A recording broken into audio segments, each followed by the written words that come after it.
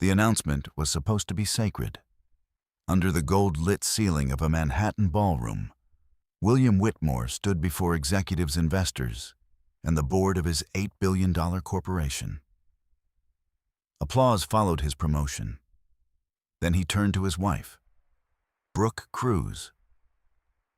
With a polished smile, he placed a folder in her hands. Divorce papers. He called it a necessary transition. He said she no longer fit the future he was building. There were witnesses, cameras, silence thick enough to bruise. Brooke read every page, and she signed. William believed he was removing a liability. He had no idea she already understood his balance sheets better than he did. If you've ever seen power used to humiliate instead of protect, stay with this story until the very end. Before we continue, tell me where you're watching from and what your local time is right now. Justice unfolds differently across time zones, but it unfolds all the same. And if you believe quiet strength deserves a voice, consider subscribing so you don't miss what happens next. Brooke Cruz had never needed to be loud to be competent. Long before William Whitmore learned how to command a room, Brooke had learned how to read one.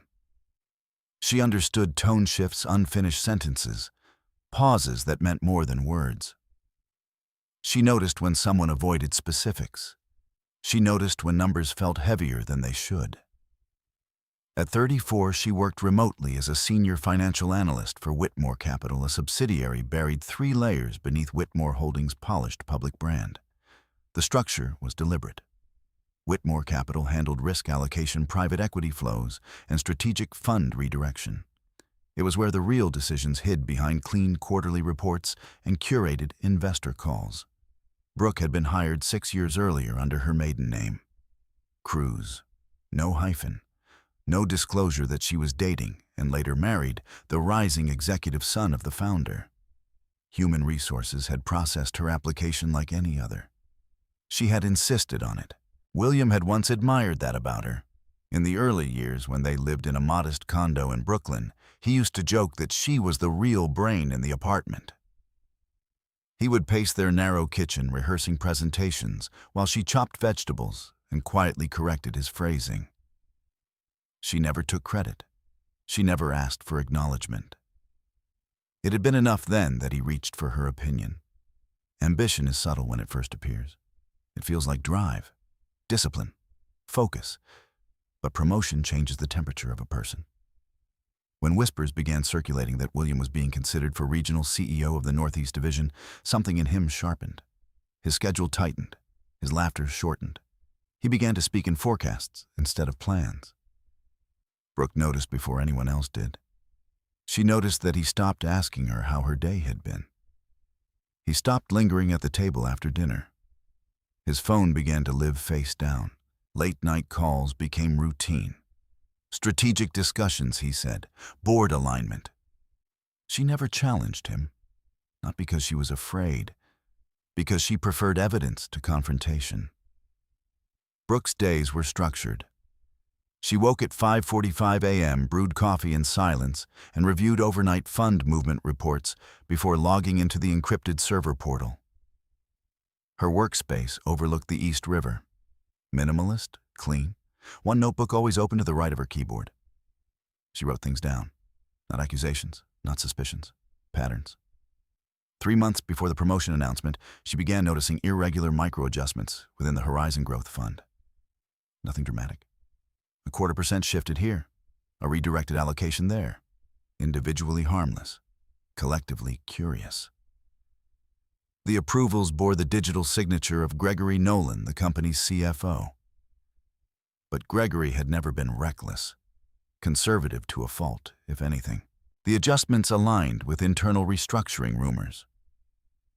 That alone would not have concerned her. What unsettled Brooke was timing. Each adjustment followed within 48 hours of William attending closed-door strategy meetings. Correlation did not mean causation. She knew that better than most. But correlation invited observation. So she observed. She downloaded publicly available quarterly summaries. She cross-referenced them with internal allocation spreadsheets. She flagged discrepancies in her private notebook, but made no formal report. Not yet. At home, William had started mentioning image. "It's different at this level," he said one evening, adjusting his cufflinks in the mirror, though there was nowhere left to go. People look at everything. The house, the car, the spouse. Brooke met his reflection with steady eyes. And what do they see? He hesitated half a second too long. "They see potential," he answered. She returned to her book. Weeks later, he brought home a folder. "Just a standard post-promotion review," he said casually. "Legal housekeeping." She accepted the folder without comment and waited until he fell asleep before opening it. The document was labeled Supplemental Marital Asset Clarification. Language matters. Brooke read slowly. Clause 4.2 redefined future asset growth tied directly to executive performance as separate from shared marital property. Clause 6.1 introduced a non-disclosure obligation concerning internal corporate knowledge acquired through proximity. Proximity. The wording was careful, crafted by someone who understood both law and leverage. Brooke closed the folder and placed it beside her notebook. She did not wake William. She did not argue. The next morning, she scanned every page and uploaded a copy into an encrypted personal drive. Then she emailed Hannah Cole, an attorney she had consulted once years ago regarding estate planning. Subject line: Quick review request. She did not mention urgency. Hannah called within 3 hours. "Timing is interesting," Hannah said carefully. "This would significantly limit your claim to any performance-based equity growth." "I see that," Brooke replied. "Are you comfortable signing?" Brooke looked out at the river. Comfort isn't the variable. She did not elaborate. At Whitmore Capital, the restructuring emails intensified. Compliance updates, internal audit scheduling, mandatory transparency confirmations. Monica Reeves, Director of Compliance, circulated a notice emphasizing zero tolerance for misreporting in advance of the annual external audit. Brooke read it twice. 2 days later, another subtle adjustment appeared in Horizon Growth Fund. A redirection through a Delaware-based LLC she had not seen before Northridge Strategic Holdings. She searched corporate registries. Northridge was incorporated 18 months earlier. Registered agent, a legal services firm often used for shell structures. No direct connection to William. But the first capital injection into Northridge occurred 1 week after William's initial CEO candidacy interview. Again, correlation. Brooke created a separate spreadsheet. She tracked dates, meeting calendars, allocation changes, public filings. She told no one. At dinner one night, William spoke about Richard Halstead, the chairman of the board. "He believes in decisive leadership," William said, "not hesitation." Brooke set down her fork. Decisive isn't the same as impulsive. William's jaw tightened slightly. You wouldn't understand the pressure. She almost smiled. Pressure was not foreign to her. She just processed it differently. In the following weeks, William's demeanor toward her shifted further, not hostile but distancing, as though he were slowly stepping out of a shared photograph. He began attending events alone. "It's easier," he explained. "Less distraction." Brooke nodded. She added the word image to her notebook. One evening, while reviewing transaction timestamps, she noticed something new: an approval override. Normally, large reallocations required dual authorization CFO and compliance co-sign. This particular transaction, modest but strategically placed, had been expedited under executive privilege. Executive privilege required regional oversight sign-off. William's promotion had not yet been formalized publicly, but internally, certain permissions had already shifted. Brooke leaned back in her chair. She did not assume guilt. She did not assume innocence. She assumed data would eventually settle the question. The night before the official promotion announcement, William stood in their bedroom rehearsing his acceptance speech. "Leadership is about vision," he practiced aloud. Brooke listened from the doorway. He believed he was stepping into a larger world. She already knew that world had fault lines. She returned to her desk after he fell asleep and opened her spreadsheet again.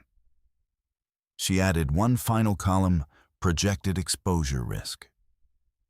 The number was small enough to be dismissed by anyone looking casually, but not by her.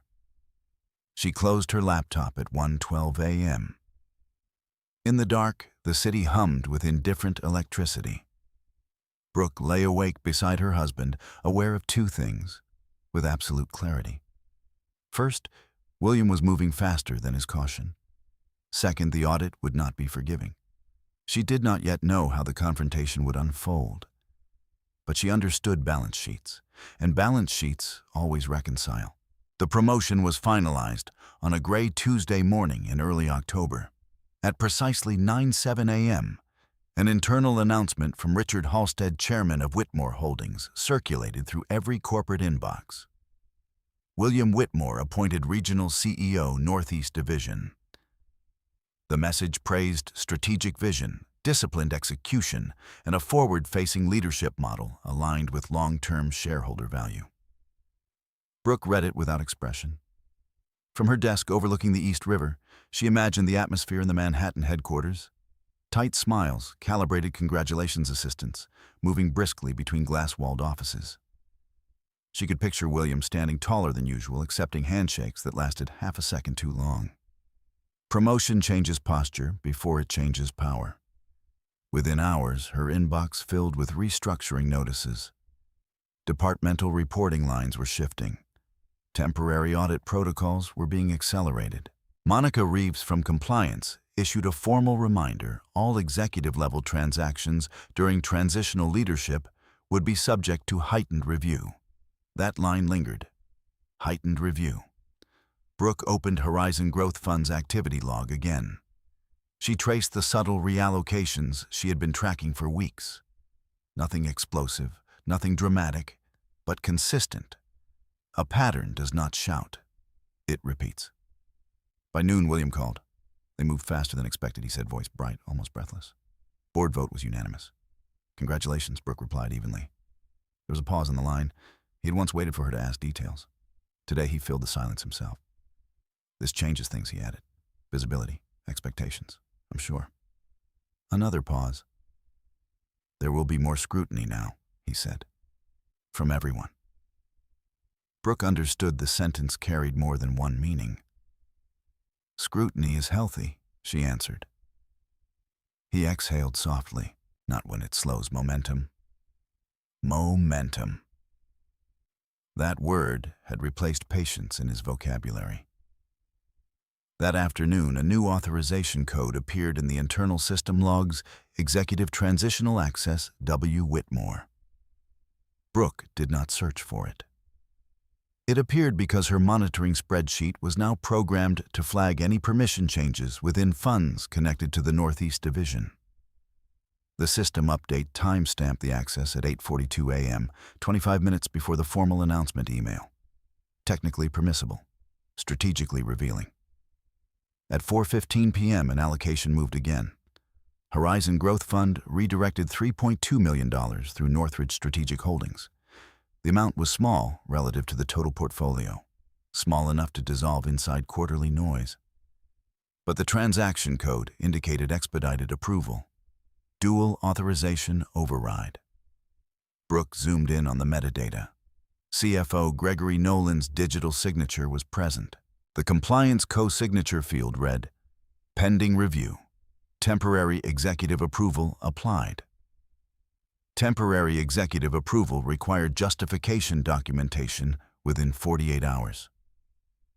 She checked the attached memo field. Blank. She leaned back slowly. At headquarters, William attended his first executive strategy session in the corner conference room overlooking Park Avenue. The room was framed in glass and optimism. He spoke confidently about aggressive expansion and unlocking stagnant capital. Gregory Nolan nodded more than he spoke. Monica Reeves took notes without smiling. Richard Halstead watched. William did not notice how often Richard's eyes moved from him to the financial summaries projected on the screen. That evening, William returned home later than usual. He carried a bottle of champagne. To us, he said, pouring without waiting. Brooke accepted the glass. To growth, he added. She studied the bubbles rising to the surface. Growth can be organic or engineered. There will be new compliance layers, William said casually as he loosened his tie. Board wants to appear transparent. Appear, Brooke asked gently. He smiled faintly. You know what I mean. She did. The following morning, Brooke received a calendar invite marked Mandatory Leadership Alignment, Remote Access Required.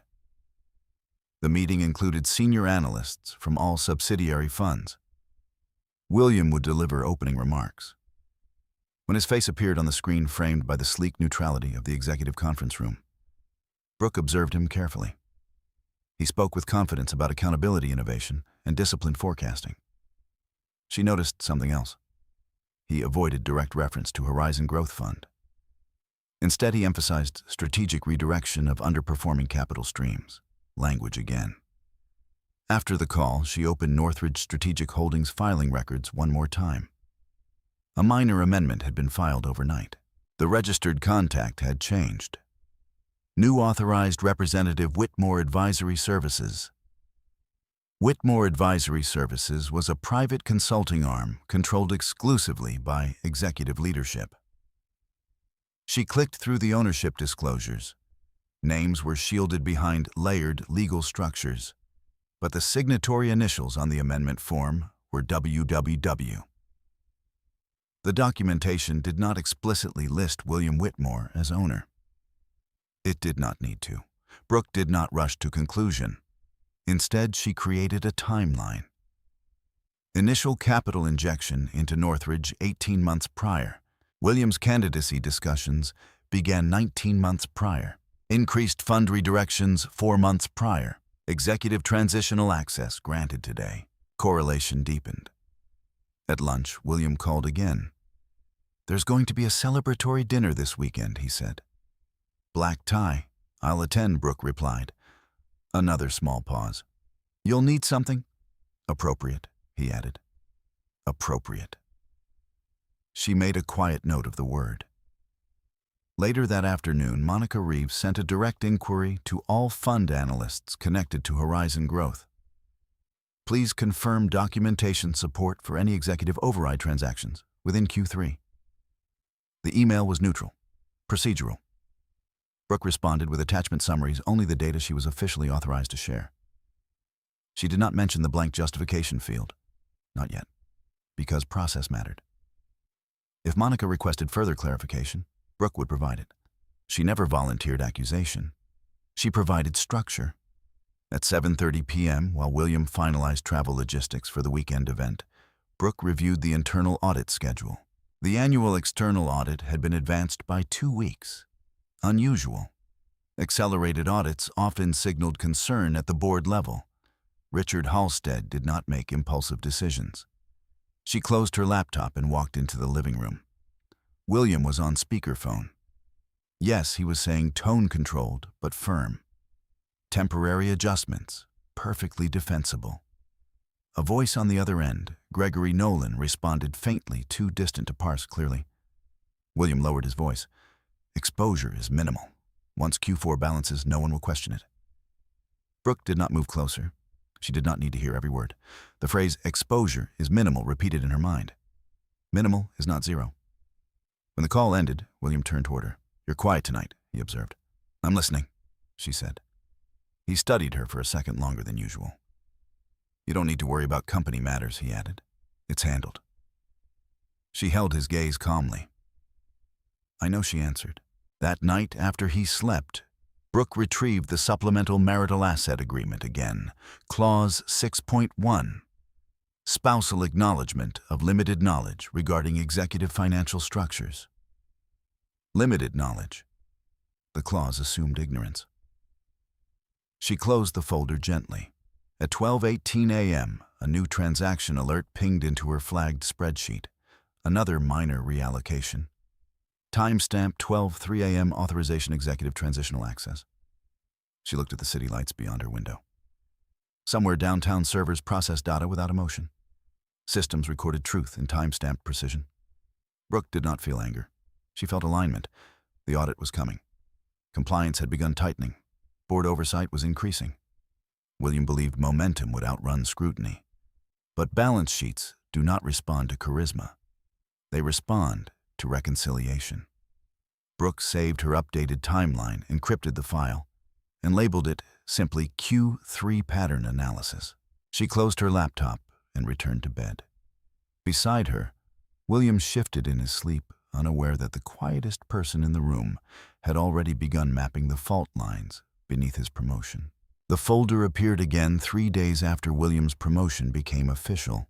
It was placed neatly on the marble kitchen island, aligned with the edge, as though presentation itself could soften intent. Brooke saw it before he spoke. "I need this signed before the weekend," William said, removing his coat without looking at her. "Legal wants everything aligned before the press release cycle." She dried her hands slowly and walked toward the island. The document was thicker than before. Supplemental marital asset clarification, revised. Revised documents are rarely about clarity. They are about reinforcement. Brooke opened the first page and began reading from the top, ignoring William's restless pacing behind her.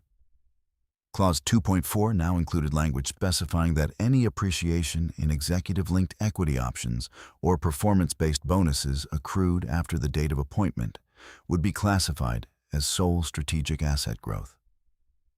Clause 5.3 required her acknowledgement that she possessed no independent involvement in internal financial structuring.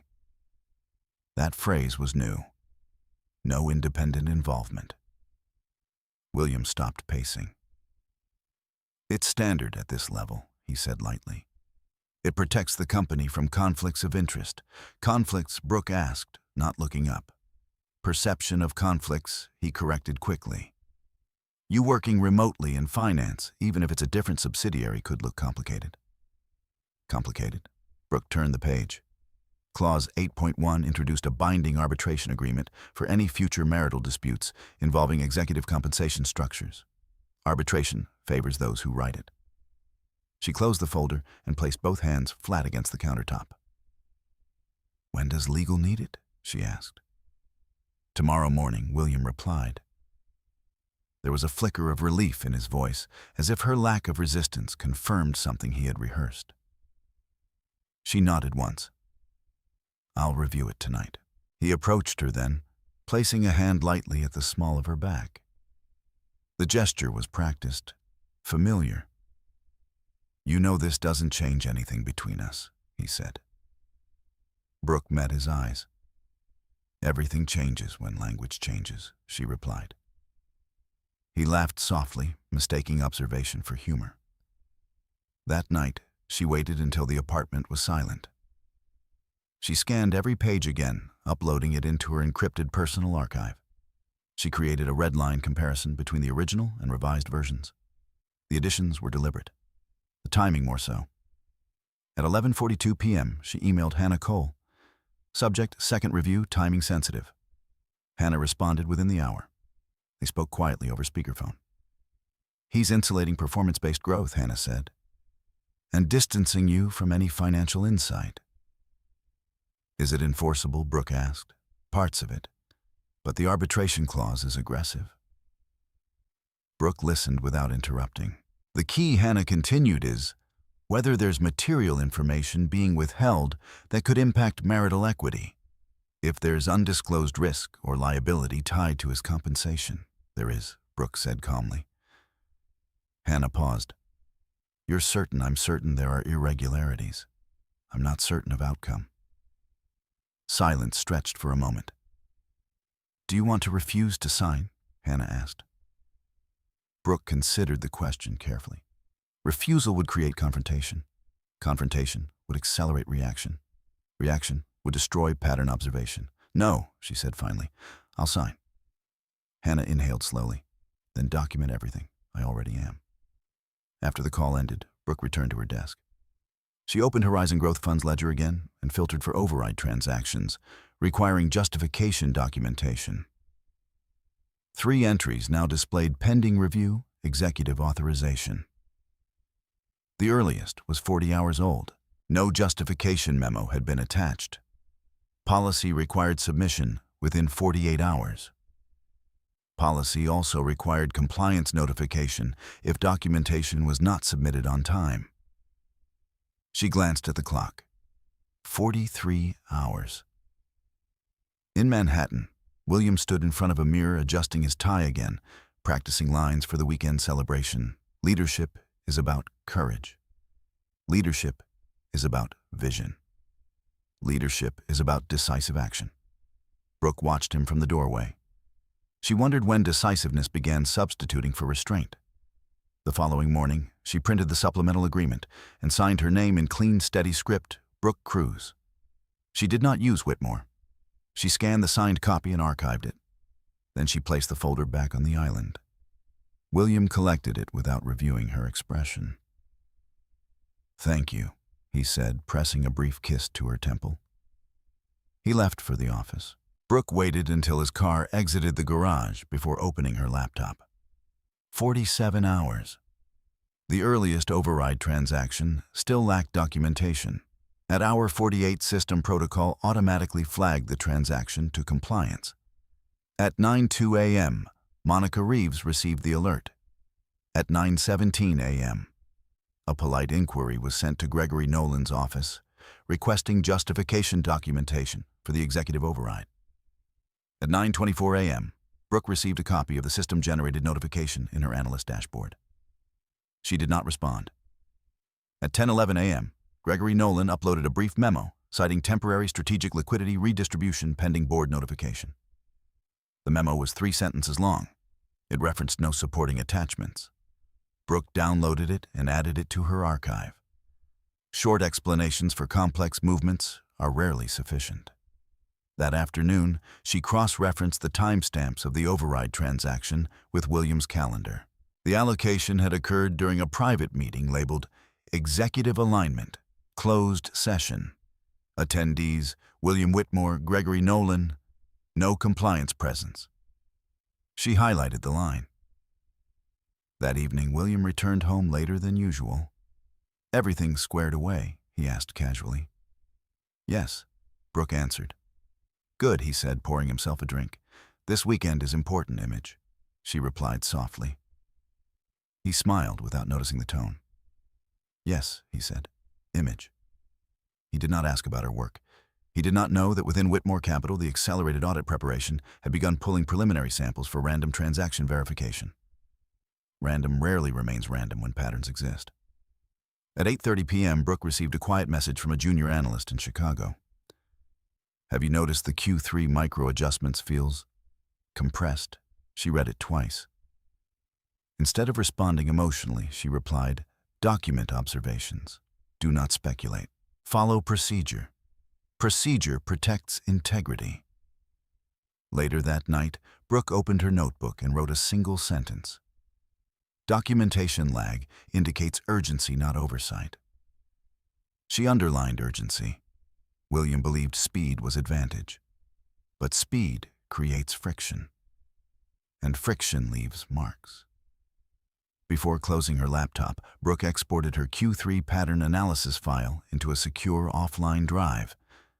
Redundancy matters. She labeled the folder simply, "if needed." In the bedroom, William slept heavily, exhausted from public congratulations and private calculations. Brooke lay beside him, awake but calm. She had signed the document he wanted. She had complied with the image he required. She had given him no resistance to push against. And because she had given him nothing to fight, he had no reason to suspect that every adjustment, every override, every rushed memo was being quietly mapped. The audit would not care about image.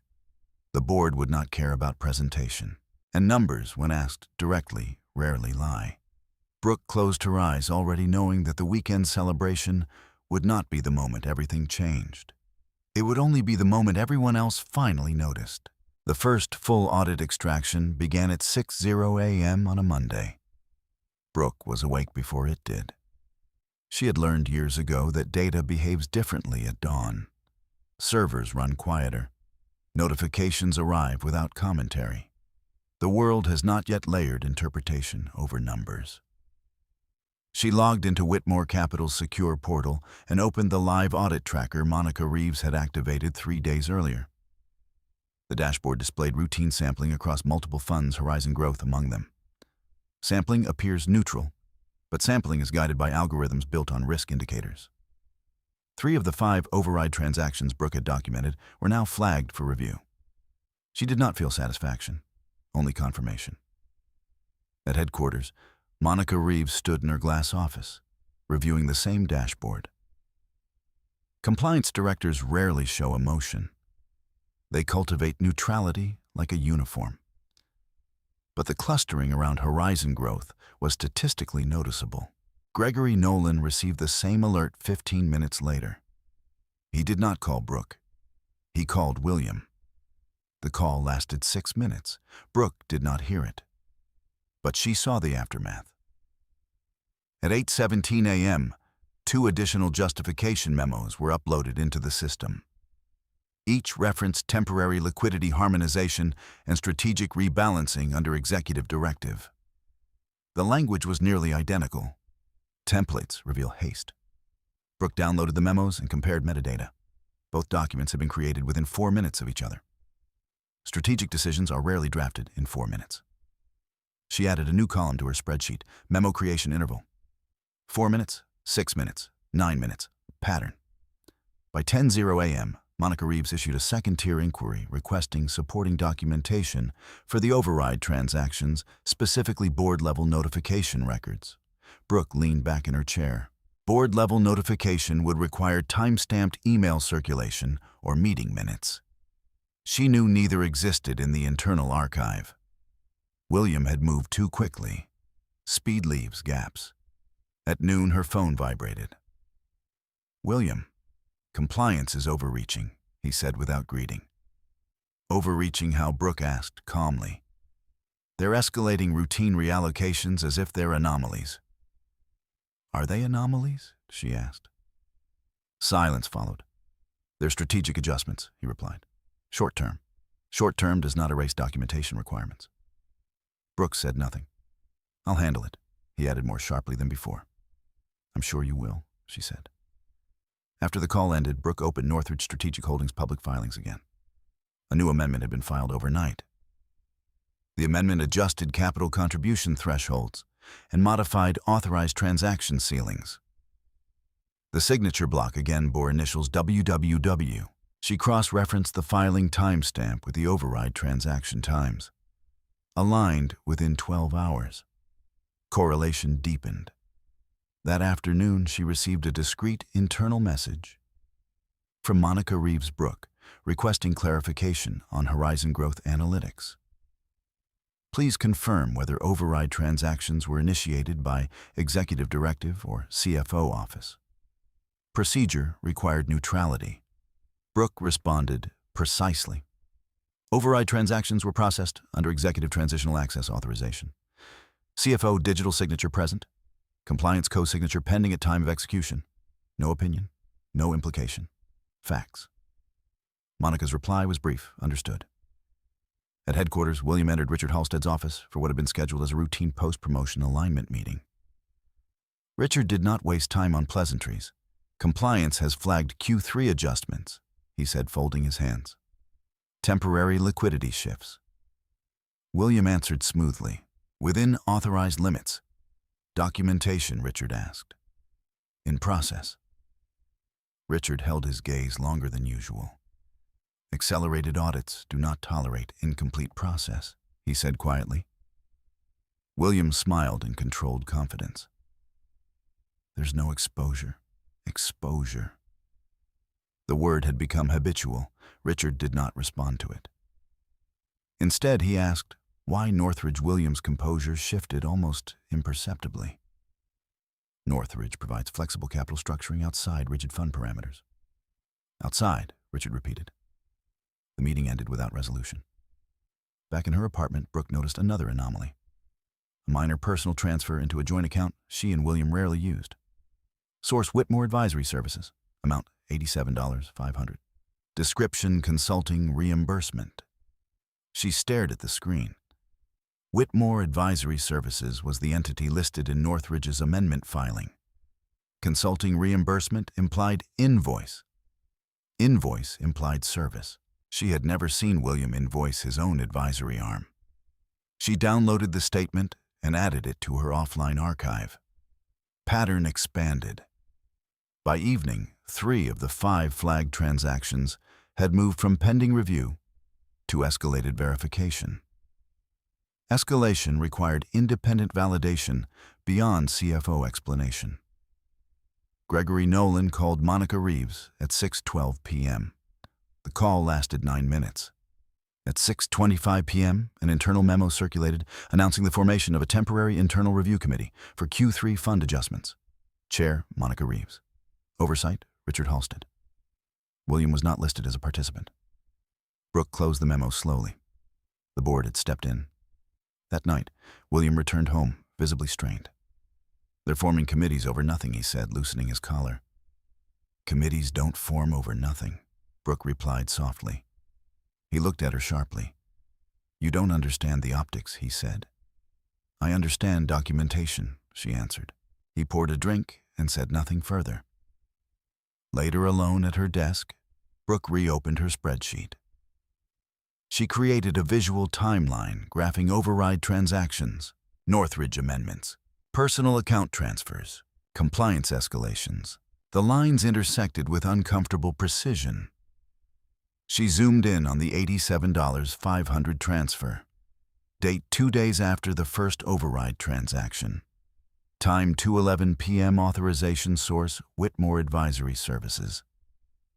She checked the internal ledger.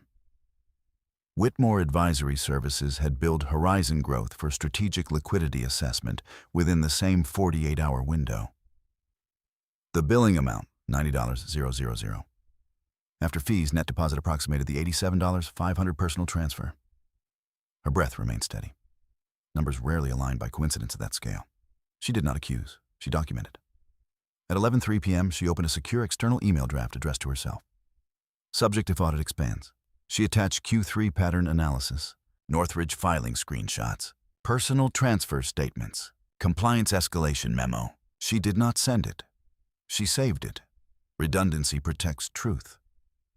In Manhattan, William lay awake staring at the ceiling. He believed scrutiny was temporary turbulence.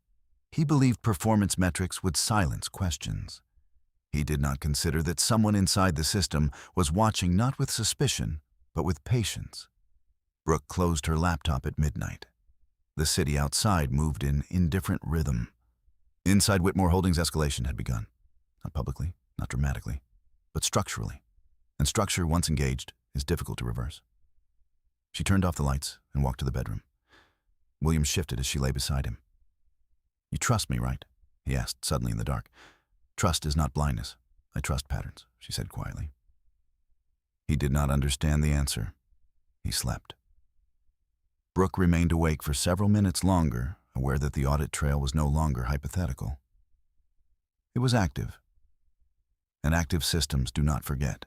The ballroom at the Langford Hotel shimmered in gold and glass. Crystal chandeliers hung like suspended constellations above a room calibrated for power board members in tailored suits, senior partners with measured smiles, media staff documenting every handshake. A string quartet played something restrained and expensive near the stage. The evening was designed to celebrate momentum. William Whitmore stood near the podium, posture sharpened by the cut of his tuxedo. Promotion had altered his silhouette. He occupied space differently now, shoulders squared, as if permanence had already been secure. Brooke Cruz stood beside him, in black silk minimal jewelry, hair swept back from her face. She did not look like an accessory. She looked like someone who understood rooms. Several executives approached them before the program began. "Congratulations," William Gregory Nolan said, clasping his hand firmly. His smile did not reach his eyes. A decisive era. William nodded. "That's the plan." Gregory acknowledged Brooke with a polite inclination of his head. "Mrs. Whitmore." "Brooke," she corrected gently. He hesitated half a second, then smiled again. Of course. Across the room, Monica Reeves observed the exchange without interrupting. Compliance directors attend celebrations not for champagne, but for temperature readings. At precisely 8:15 p.m., Richard Halstead approached the podium. He spoke briefly about legacy growth and disciplined leadership. His words were measured, deliberate. He did not overpraise. Then he invited William to the stage. Applause filled the room in polished waves. William stepped forward, adjusted the microphone, and smiled. Leadership, he began, is about vision. The phrase echoed slightly beneath the chandeliers. Brooke listened without expression. He spoke about expansion, strategic agility, unlocking dormant capital. He thanked the board, the executive team, his mentors. He paused before the final acknowledgement. And of course, he said, turning slightly toward her, so none of this would be possible without personal clarity. The room shifted, almost imperceptibly. Brooke felt the attention pivot. William reached toward the podium and lifted a thin, cream-colored folder. For a moment, some assumed it was symbolic, perhaps a ceremonial document tied to his appointment. He stepped closer to her. Growth requires alignment, he continued smoothly. Sometimes that means making difficult decisions. The quartet stopped playing. There are silences that feel accidental. This one was constructed. He handed her the folder. Even from several feet away, Monica Reeves recognized legal formatting. Brooke accepted it with steady hands. Divorce petition, State of New York. No preface, no prior private conversation. A strategic unveiling. The nearest tables leaned forward subtly. A few discreet phone screens lifted. William smiled as though offering a contract. For the sake of the company's future, he said lightly, microphones still live. It's best we transition respectfully. Respect. The word hung unfinished. Brooke opened the folder. The first page was procedural. The second outlined irreconcilable differences. The third referenced previously signed asset clarifications. She read each page fully, not scanning, reading. The room held its breath. William believed the public framing would define the narrative: amicable separation, executive maturity, strategic evolution. He did not anticipate resistance. He anticipated compliance. Brooke closed the folder and looked at him. There was no visible hurt, no humiliation, only assessment. Is there a pen? She asked. The microphone carried her voice across the ballroom with startling clarity. A murmur rippled through the crowd. William hesitated briefly before reaching into his inner pocket and producing a fountain pen. Prepared, she placed the folder on the podium. Signed her name, Brooke Cruz, not Whitmore. The distinction was quiet but deliberate. A few board members exchanged glances. Richard Halstead's expression did not change, but his fingers tightened slightly around the edge of his chair. Brooke handed the pen back. "Thank you," she said softly. Then she stepped away from the stage. No confrontation, no accusation. The applause that followed was hesitant, scattered, unsure what exactly it was endorsing. William reclaimed the microphone. "Transitions are part of progress," he said, "and progress is what this company stands for." But the room's temperature had shifted, not because of the divorce, because of the method. Public decisions signaled private priorities. As Brooke walked toward the exit, Sophie Grant Williams' executive assistant stood near the media table. Phone lowered mid-recording. Her expression was unsettled. "Mrs. Brooke," Sophie called quietly. Brooke paused. "I didn't know," Sophie said almost apologetically. Brooke offered a small nod. "You weren't meant to." She continued walking. Outside, Manhattan hummed with indifferent traffic. The hotel doors closed behind her with quiet finality. Inside, the program resumed, but conversations fractured into smaller clusters. Gregory Nolan leaned toward William during a break in applause. "That was bold," he murmured. William kept his gaze forward. "Decisive. Optics cut both ways," Gregory replied. William did not answer. Across the ballroom, Monica Reeves checked her phone. A notification had arrived 15 minutes earlier. System alert, escalated verification. Horizon Growth Fund Q3 override. She looked toward the stage, then back to the screen. Timing is rarely accidental. Outside, Brooke stood on the sidewalk beneath the hotel's marquee lights. She did not call anyone. Instead, she opened her phone and accessed her secure archive. She uploaded a single additional file. Video clip public filing context. She had not recorded it, but she knew others had. Public humiliation generates documentation. She requested a rideshare and waited. Her breathing was even. William believed he had controlled the narrative. He believed visibility equaled authority. He did not understand that by choosing spectacle, he had ensured witnesses. Witnesses become records, records become context. Back inside, Richard Halstead approached William privately near the bar. "You could have handled that differently," Richard said. William's jaw tightened. "Transparency is strength." Richard studied him carefully. "Transparency without consultation is exposure," he replied. "Exposure again." The words circled back. By 10:45 p.m., several board members had left earlier than planned. The celebration had thinned. Momentum does not survive discomfort easily. At 11:12 p.m., Monica Reeves sent a short internal message to the Temporary Review Committee. Escalation priority increased. Schedule emergency review at 8:00 a.m. She did not reference the divorce. She did not need to. Perception affects risk assessment. In the back seat of a quiet car crossing the Williamsburg Bridge, Brooke watched the city lights blur into lines. She replayed William's phrasing in her mind. For the sake of the company's future. He had mistaken partnership for liability, mistaken silence for ignorance, mistaken dignity for weakness. She did not feel anger. She felt alignment. The audit had already begun tightening. Compliance had escalated. Board oversight was active. And now witnesses had seen how he handled power. Public choices echo into private evaluations. When she arrived home, the apartment felt larger, quieter. She placed her evening clutch on the entry table and walked directly to her desk. At 11:58 p.m., she opened a new email draft addressed to Monica Reeves. Subject: Horizon Growth Supplemental Context. She did not type yet. She simply let the cursor blink. In Manhattan, William remained in the ballroom longer than necessary, shaking hands that no longer felt as firm. He believed the hardest part of the evening had passed. He was wrong, because humiliation had been public.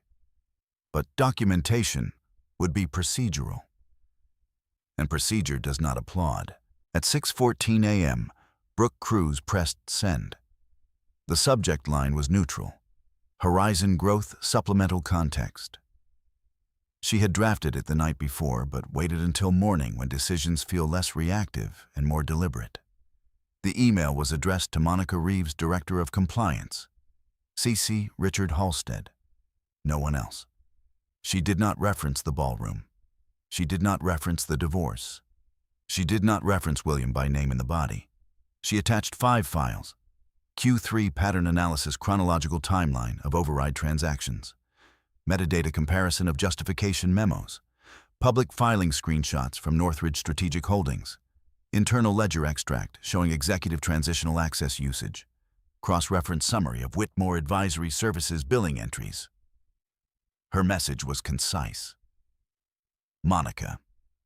In preparation for ongoing audit review, I am providing additional structured analysis regarding Q3 override transactions within Horizon Growth Fund. The attached materials reflect timestamp correlations and documentation gaps. No conclusions are asserted. Data integrity only. Please advise if further breakdown is required. Brooke Cruz. She read it once more. No emotion, no accusation. Then she closed her laptop and poured coffee. In Manhattan, Monica Reeves opened her inbox at 6:29 a.m. She read the email fully before opening any attachment. Then she opened the first file. The timeline was clean, structured, clinical. Override transaction #1, timestamp executive access, granted timestamp justification memo. Uploaded 47 hours, 53 minutes later, Northridge filing amendment plus 12 hours. Override transaction #2 timestamp memo creation interval, 4 minutes. The alignment was precise enough to demand attention. Monica did not rush. She forwarded the email to Richard Halstead with a short note, recommending immediate review before 8:00 a.m. Committee. Richard responded within 6 minutes. Understood. Expand scope. At 7:03 a.m., Gregory Nolan received an automated calendar update. Emergency Review Committee scope expansion. He stared at the subject line for several seconds before dialing William. William answered on the second ring. What now, he asked. They've expanded the scope, Gregory said quietly. Based on what pattern correlation analysis? William's jaw tightened. From who? Gregory hesitated. An analyst in Horizon. Name. Brooke Cruz. Silence. For a moment, William thought he had misheard. Brooke, he said slowly. Yes, that's not possible.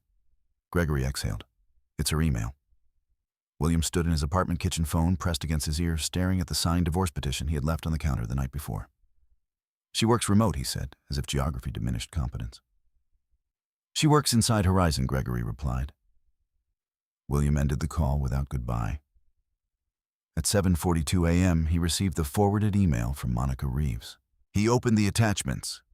He recognized the data immediately. He had underestimated how much access her role provided. He had assumed distance meant detachment. He had assumed silence meant ignorance. At 8:00 a.m., the Emergency Review Committee convened. Participants Richard Halstead, Monica Reeves. 2 independent board auditors, Gregory Nolan, William Whitmore. Brooke was not invited. She did not need to be. Her files were projected on the large screen. Richard spoke first. Ms. Cruz's analysis indicates procedural inconsistencies requiring clarification. William maintained composure. These are strategic liquidity adjustments, he said. Temporary. Monica responded evenly. Temporary does not negate documentation requirements. Gregory added, the memos were submitted within policy window. 47 hours and 53 minutes later, Monica said. With identical phrasing across separate transactions. Silence. Richard turned to William. Why Northridge flexible structuring? William replied. Ownership structure, Richard asked. William hesitated. Layered for efficiency. Richard's gaze sharpened. Is Whitmore Advisory Services billing Horizon for assessments related to these overrides? William did not answer immediately. Gregory shifted in his seat. Monica tapped a key. The ledger extract Brooke had attached appeared on the screen. Whitmore Advisory Services invoice. $90,000 payment date. 2 days post-override, link deposit. $87, 500 joint personal account. William's pulse rose, though his expression did not. That deposit was a reimbursement, he said carefully. For what? Richard asked. Consulting oversight. Documented where Monica pressed. William did not have an immediate answer. At 8:41 a.m., the committee adjourned with a temporary directive. Freeze all further executive transitional access overrides. Initiate forensic review of Q3 Horizon transactions. Suspend discretionary advisory billing, pending verification. William left the conference room without speaking to Gregory. Outside, Sophie Grant stood with a tablet in hand, pretending not to notice the tension. Inside Whitmore Capital's remote network, Brooke saw the system update. Executive transitional access suspended. She closed her eyes briefly. Not satisfaction, sequence. Her phone buzzed. Unknown number, she answered. This is Monica Reeves, the voice said. Yes, I've reviewed your materials, Monica continued. Are you prepared to present supporting detail if required? Brooke did not hesitate. Yes. A pause. Were you aware of personal account transfers tied to advisory billing? Monica asked. I became aware yesterday, Brooke said. Why not include a narrative? Because data is self-sufficient, Brooke replied. Monica was silent for a moment. That's rare, she said finally. Brooke did not respond. After the call ended, she opened her notebook and wrote scope expanded. No confrontation. Maintain procedure. In Manhattan, William returned to his office and closed the door. He replayed the ballroom in his mind. The folder, the microphone, her signature. Brooke Cruz, not Whitmore. He had believed public positioning would neutralize private risk. He had not considered that she had already mapped the internal architecture of his decisions. At noon, Richard Halstead issued a confidential memo to the board effective immediately. William Whitmore's discretionary financial authority is limited pending completion of forensic review. The language was careful. Not suspension, not accusation, limitation. William read it twice. Power rarely disappears instantly. It contracts first. At 1:17 p.m., the company's internal server flagged an anomaly. A late-night login attempt from William's executive credentials. Timestamp 12:58 a.m. Access attempt Horizon Growth archival logs. Access denied. The attempt had been logged automatically. Monica received the alert. She added it to the review file. Back in Brooklyn, Brooke watched the East River shift under muted winter light. She did not check William's location. She did not call him. Instead, she opened a new secure folder on her external drive. Label Federal Referral if required. She did not populate it yet, but she created it. Preparation is not aggression. It is alignment with probability. At 5:32 p.m., William finally called. "You sent that email," he said. "Yes, you blindsided me. You blindsided me." "First," she replied calmly. He inhaled sharply. "You're overreacting." "I haven't reacted," she said. Silence. "You could have come to me, Ed." "I gave you 48 hours, she answered. He understood the reference immediately. Documentation lag. Exposure is minimal. He ended the call. Brooke placed her phone down gently. Outside, the city moved in steady rhythm. Inside, Whitmore Holdings' scrutiny had shifted from abstract to personal. Not because she shouted, not because she accused, but because she organized. And organization, when precise, is difficult to dismiss. The cursor blinked on her screen as she reopened the Q3 pattern analysis file. She added a final note at the bottom: executive authority contraction initiated day 1. She saved the document. The audit had evolved. It was no longer about irregularities. It was about accountability. And accountability, once invoked, rarely retreats quietly. By Thursday morning, William Whitmore no longer had full access to his own executive dashboard. The restriction was subtle. There was no public announcement, no press release, no email blast to senior leadership. But when he logged in at 7:12 a.m., 3 of his usual authorization panels were grayed out. Override access disabled. Advisory billing approval pending verification. Discretionary liquidity transfers restricted. He refreshed the screen twice. The system did not change. At 7:19 a.m., a formal notification arrived from Monica Reeves. As part of ongoing forensic review of Q3 transactions, certain executive permissions are temporarily suspended. This action is procedural and does not constitute formal disciplinary determination. Procedural. That word was chosen carefully. William stared at the email long enough for Sophie Grant to knock lightly on his office door. "Richard would like you in Conference B at 8, she said. He nodded once. Sophie hesitated. "Legal will be present." He looked up at her fully for the first time that morning. Legal, yes. She closed the door quietly. Across the river, Brooke watched the internal system notifications update in real time. Executive Transitional Access Status suspended pending review. Whitmore Advisory Services billing channel frozen. Forensic audit scope expanded. Q2, Q3 historical sampling. She did not smile. She opened her notebook and wrote, "Contraction accelerating." At 8:00 a.m., Conference B felt colder than usual. Richard Halstead sat at the head of the table. Monica Reeves sat to his right. 2 external forensic accountants joined via secure video. Corporate counsel David Mercer occupied the seat opposite William. Gregory Nolan arrived 3 minutes late. No one commented on it. Richard spoke first. Until the review concludes, financial controls must remain centralized. William maintained composure. "This is disproportionate," he said. "There's no material loss." "That remains to be determined," Monica replied. David Mercer adjusted his glasses. "Our obligation is not limited to loss. It includes disclosure risk. Disclosure risk. The phrase landed heavier than exposure. One of the forensic accountants spoke from the screen. We've identified pattern consistency between override transactions and advisory billing flows. We require full documentation of service justification. William leaned back. The documentation was submitted. After system escalation, Monica said evenly. Silence settled. Richard folded his hands. William, this is not a criminal inquiry, he said. Yet. The word lingered. William held his gaze. I acted within authority. Authority does not negate transparency, Richard replied. At 9:03 a.m., a temporary directive was issued. All executive communications related to Horizon growth must be archived. No deletion or modification of historical logs permitted. Manan. Independent forensic team granted direct server access. The freeze was no longer quiet. It was structural. Back in Brooklyn, Brooke received a secure message from Monica. We will require sworn clarification of your analysis methodology. Are you available tomorrow?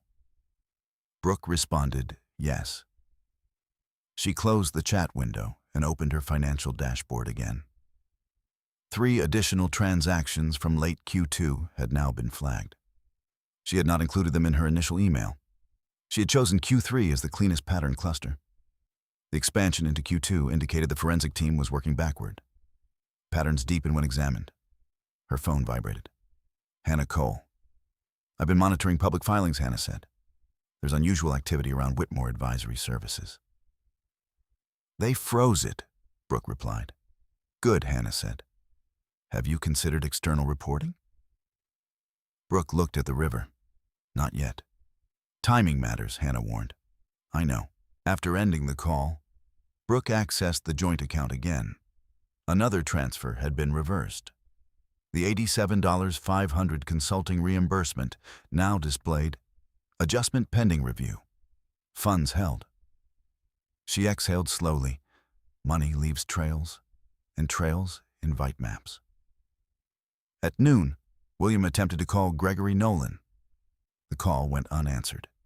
At 12:14 p.m., he received an email from Gregory instead. Legal advised limiting direct communication during active forensic review. William read it twice. Limiting communication is corporate language for distancing liability. He stood abruptly and walked toward Richard Halstead's office. Sophie intercepted him. He's in session, she said gently, with who William demanded. External counsel. He turned away before she could finish. Control once narrowed feels like accusation even when framed as procedure. Inside Whitmore Holdings rumor had begun to circulate in quiet corridors. No one referenced the ballroom directly, but the timing was noted. Public humiliation followed by internal freeze. Leadership optics had shifted. By mid-afternoon, the forensic team requested full server logs for William's executive credentials. Login timestamps, override authorizations, after-hours access attempts. At 3:47 p.m., the late-night login from 2 nights earlier surfaced. Attempted archival access at 12:58 a.m. Access denied. Monica added the log to the active review file. In Brooklyn, Brooke reviewed the same timestamp from her mirrored system. She did not need to guess what William had been trying to access. He had underestimated server redundancy. At 5:02 p.m., Monica called her. We've identified a post-authorization login attempt, Monica said. Yes, Brooke replied. Was that referenced in your initial analysis? No. Why not? It occurred after my email was drafted. A pause. You anticipated escalation, Monica said quietly. I anticipated process, Brooke corrected. Monica did not argue. At 6:15 p.m., Richard Halstead convened a brief board call. The directive was clear until forensic verification concludes William Whitmore's executive role will remain operationally symbolic but financially restricted. Symbolic. Titles survive longer than authority. William learned of the phrasing through forwarded minutes. He stared at the word. Symbolic leadership is proximity without control. That evening, he returned to the apartment for the first time since the ballroom without calling ahead. Brooke was seated at her desk. He stood in the doorway. You're dismantling everything he said? She turned slowly. No, she replied. The system is. You started it. I documented it. He stepped closer. You could have protected me. She held his gaze steadily. From what, she asked. Silence answered. He exhaled sharply and walked away. In the quiet that followed, Brooke reopened her secure archive. She created a new subfolder under Federal Referral if required. Label Executive Login Attempt. She added the time-stamped log, not because she intended revenge, because sequence mattered. Outside, the East River reflected cold light. Inside Whitmore Holdings, the freeze had solidified. No press headlines yet, no scandal. But permissions had narrowed. Money had stalled. Logs had been preserved. And once preserved, they could not be unseen. Brooke closed her laptop at 10:11 p.m. William slept in the guest room. Distance had shifted from symbolic to literal. She did not feel triumph, only inevitability. When authority contracts, it reveals what it was holding. And what William had been holding was no longer fully under his control. The bank records arrived in 3 encrypted files at 7:32 a.m. Hannah Cole had warned Brooke the night before that tracing personal accounts connected to executive advisory billing would require precision and discretion. Subpoena was not yet involved. But forensic accountants, cooperating with corporate counsel, had quietly authorized limited review of joint financial flows. Brooke downloaded the files without hesitation. Joint account summary. 24 months. Whitmore Advisory Services outbound transfers. Northridge Strategic Holdings capital movement overview. She began with the joint account. Over the past 18 months, there had been 12 irregular deposits marked as consulting reimbursements. Amounts ranged from $42,000 to $130,000. Each deposit followed within 72 hours of override transactions within Horizon Growth Fund. She did not react emotionally. She cross-referenced dates. Transaction date override. 48 hours advisory billing entry. 24 hours personal deposit. The pattern was no longer subtle. It was structured. At 8:15 a.m., Hannah called. You see it, Hannah asked. Yes. Do you believe he understands how visible this is? Brooke looked at the screen. I don't think he believed anyone would align the timing. Hannah was silent for a moment. If this moves beyond internal review, she said carefully, federal oversight could follow. I know. Are you prepared for that? Preparation had never been her weakness. Yes. At headquarters, Monica Reeves received the same banking overlays from the forensic team. Unlike Brooke, Monica had not been emotionally adjacent to the source of the data. But even detached analysis can recognize convergence. She forwarded the summary to Richard Halstead, with one-line personal gain correlation confirmed. Richard did not reply immediately. He requested a closed session. By 10:00 a.m., William Whitmore sat once again across from Richard Monica corporate counsel David Mercer, and now an external white-collar advisory firm. The atmosphere had changed. No longer procedural, focused. David Mercer spoke first. We've identified personal deposits aligning with override activity. We require explanation. William's jaw tightened. They were compensation adjustments. Compensation from what entity, Monica asked. Advisory services? For a fund you directly authorized override on, David pressed. It's legal, William said. Advisory arms exist for a reason. Disclosure, Richard asked quietly. William hesitated. Disclosure of related party transactions was mandatory at his level. I was preparing a formal structure, he replied. The room did not accept the answer. Monica tapped her tablet. Northridge Strategic Holdings capital injections align with override movements. Ownership layers trace back to Whitmore Advisory Services. William said nothing. Richard leaned forward slightly. Is Northridge under your beneficial control? The question was direct. William's silence lasted 4 seconds too long. Yes, he said finally. The admission shifted the room. David Mercer folded his hands. That was not disclosed to the board. William held his posture. It was temporary. Temporary does not negate conflict. At 11:32 a.m., an internal memorandum was drafted. Pending conclusion of forensic and legal review. William Whitmore is placed on temporary administrative leave from executive duties. The language was still careful. Temporary, administrative, but leave. Back in Brooklyn, Brooke watched the executive dashboard update. Executive role status, administrative leave. She closed her eyes briefly. Sequence continued. Her phone vibrated. Unknown number. "This is Agent Marcus Doyle," the voice said. She did not sound surprised. "I understand you provided structured analysis related to horizon growth," he continued. "Yes. We're reviewing potential securities reporting discrepancies. Would you be willing to provide context under counsel?" "Yes," she answered. "Your cooperation is voluntary at this stage." "I understand." When the call ended, she wrote one new line in her notebook: "Federal interest initiated." At 2:00 p.m., William received the administrative leave notice in writing. Sophie Grant did not deliver it. Corporate counsel did. His office access would remain active for retrieval of personal items only. System credentials revoked pending investigation. He read the memo twice. The language avoided accusation. But absence of accusation does not equal absence of consequence. He called Brooke. She answered. "You escalated this," he said. "I followed procedure," she replied. "You knew this would go federal. I knew it might. You're my wife." She held the phone in silence for a moment. "I signed the divorce papers," she said softly. The line went quiet. In Manhattan, Gregory Nolan met privately with his own attorney. CFOs understand exposure differently.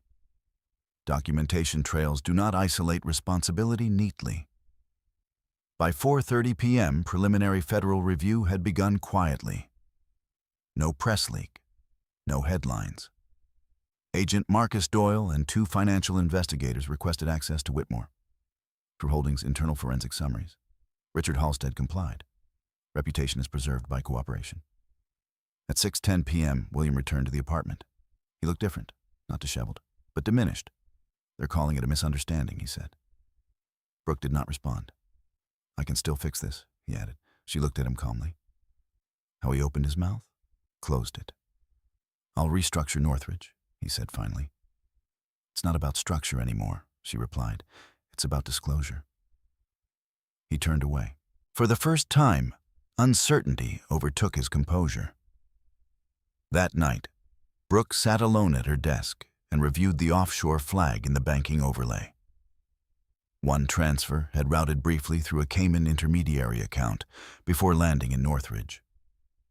Small, but unnecessary. Unnecessary movement often signals concealment. She exported the offshore routing detail into the federal referral folder. Label Cayman Intermediary. She did not feel vindictive. She felt methodical. When systems tighten, incomplete truths unravel. At 9:47 p.m., Agent Marcus Doyle emailed her counsel formally requesting a meeting the following morning. Location, Federal Building, Lower Manhattan. Voluntary interview. She confirmed. Across the apartment, William sat in darkness. He had built momentum carefully. Strategic adjustments, temporary reallocations. He believed growth justified acceleration. He had not calculated how precise someone could be when watching quietly. He had mistaken silence for absence. Brooke closed her laptop at 11:02 p.m. She placed her notebook in her bag. Tomorrow would not be public, not yet. But it would be official. Money had moved, authority had contracted, and now federal oversight had entered the structure. Once federal oversight enters, exit becomes complicated. Brooke turned off the lights. William remained seated in the dark. Administrative leave is not termination, but it is the moment power stops expanding. And when expansion halts, collapse becomes measurable. The federal building in Lower Manhattan did not impress anyone on purpose. Its architecture was rigid, functional, uninterested in spectacle. Brooke Cruz arrived at 8:42 a.m., 10 minutes before her scheduled voluntary interview with Agent Marcus Doyle. She wore navy, not black, professional, not theatrical. She carried one leather folder and her notebook. Hannah Cole walked beside her. Inside security was procedural. Identification checked. Phones surrendered temporarily. Visitor badges printed. No one rushed them.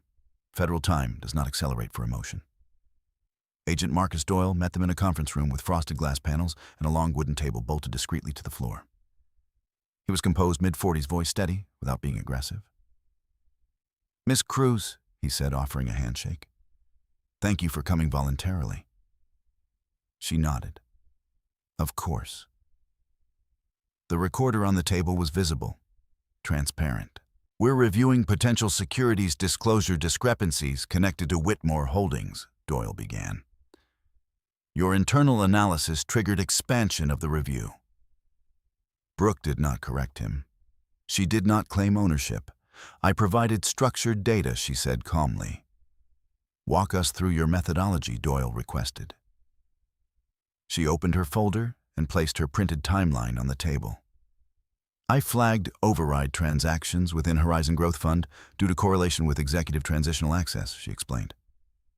"I then cross-referenced timestamps with public filings and advisory billing. No adjectives, no interpretation, just sequence." Doyle listened carefully, and the personal deposits he asked aligned within 72 hours of override authorizations. "Did you confront your husband about this? Know why?" "Because documentation speaks more clearly than argument." Doyle studied her for a moment. "You understood the implications?" "Yes." "And you still submitted the analysis internally?" "Yes." Hannah Cole remained silent beside her. Doyle turned a page in his own file. "There is evidence of an audio recording from a closed executive alignment meeting," he said. "Are you aware of it?" Brooke paused briefly. "Yes, explain."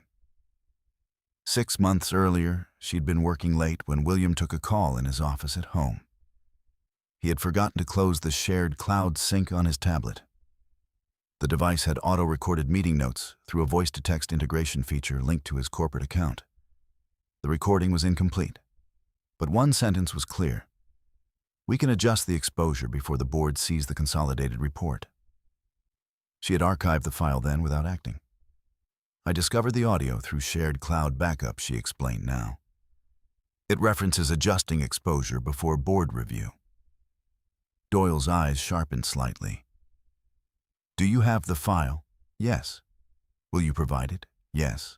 She slid a USB drive across the table. "Label Executive Alignment, Audio Extract." The room grew quieter. Intent is difficult to argue against when spoken aloud. At 10:27 a.m., the interview concluded. "This is still preliminary," Doyle said. "No charges have been filed. I understand. You may be contacted again." "I expected that." Outside the building, Manhattan moved normally. Traffic flowed, coffee shops filled. The world did not pause for internal collapse. Back at Whitmore Holdings, William sat alone in a temporary office allocated for executives on leave. Symbolic but contained. He had not yet been informed about the audio file. He believed the issue remained technical documentation, advisory, billing, disclosure, timing. He underestimated what tone reveals.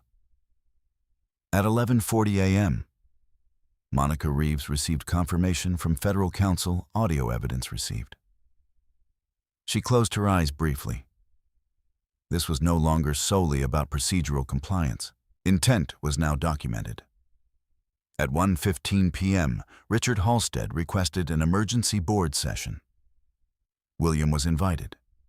The tone of the email was restrained: agenda, forensic update, and risk assessment. When William entered the boardroom at 3:00 p.m., the atmosphere had changed entirely.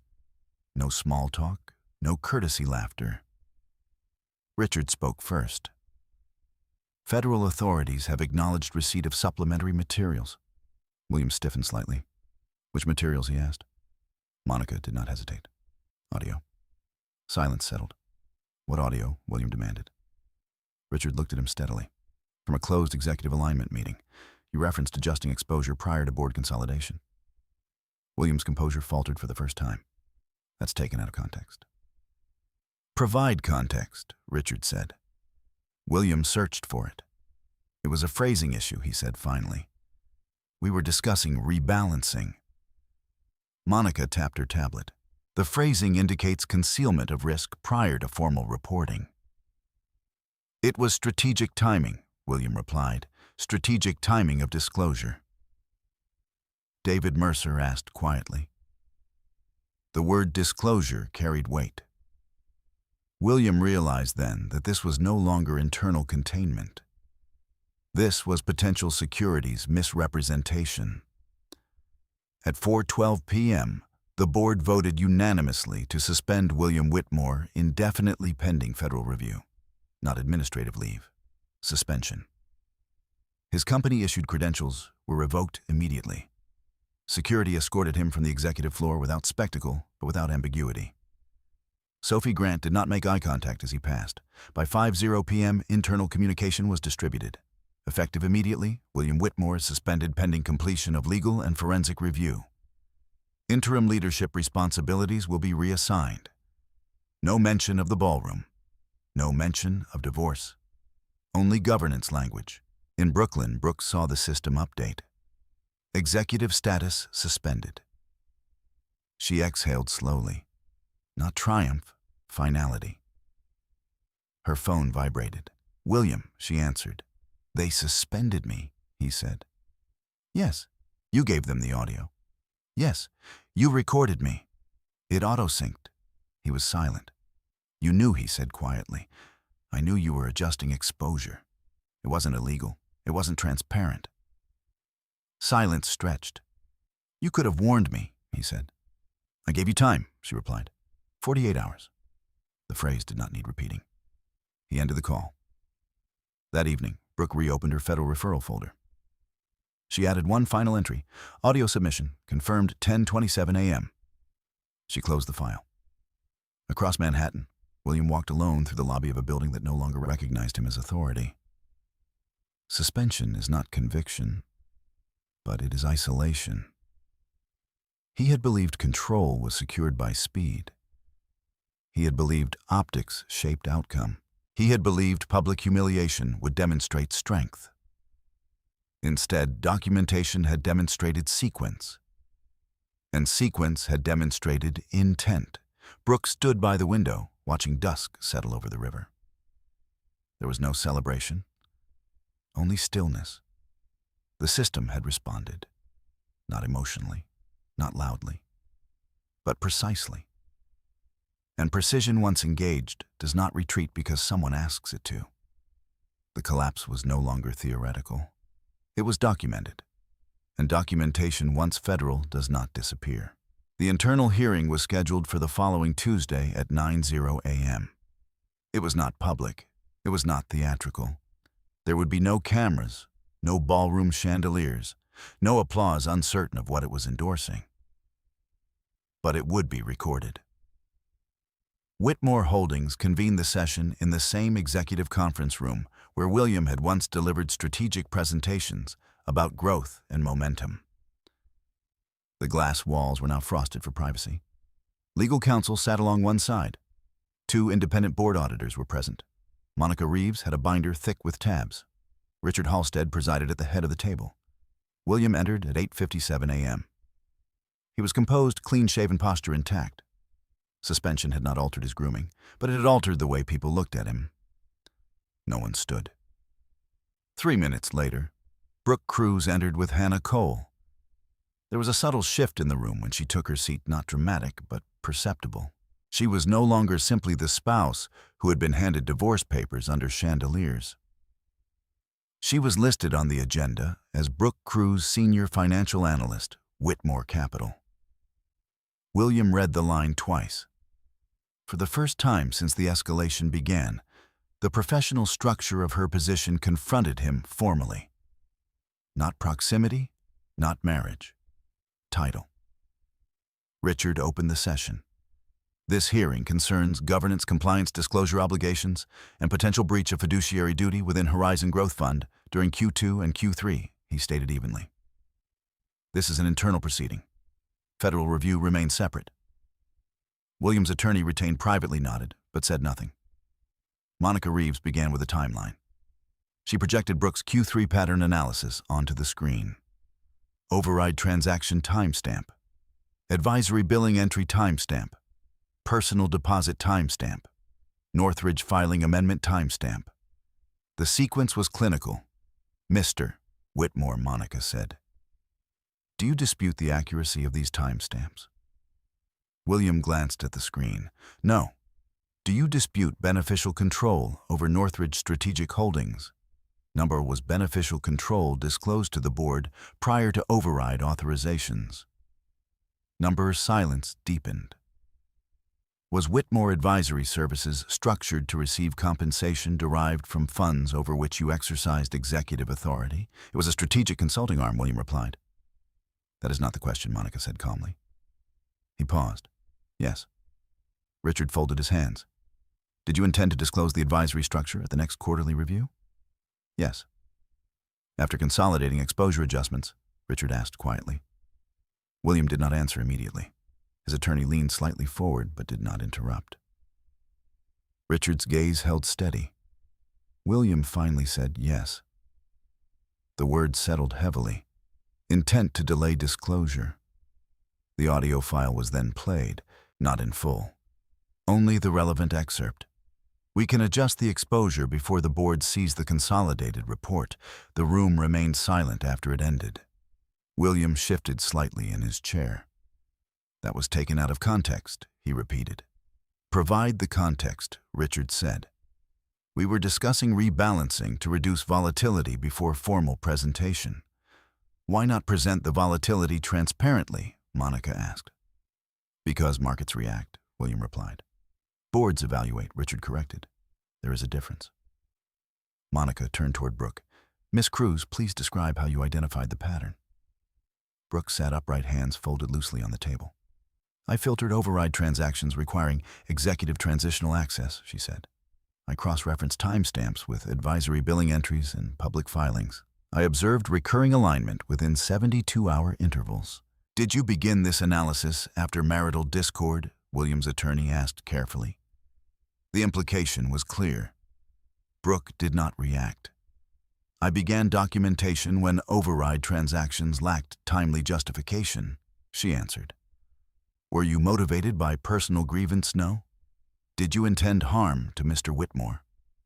Number, what did you intend? Integrity of reporting. Her tone did not rise. It did not sharpen. It remained even.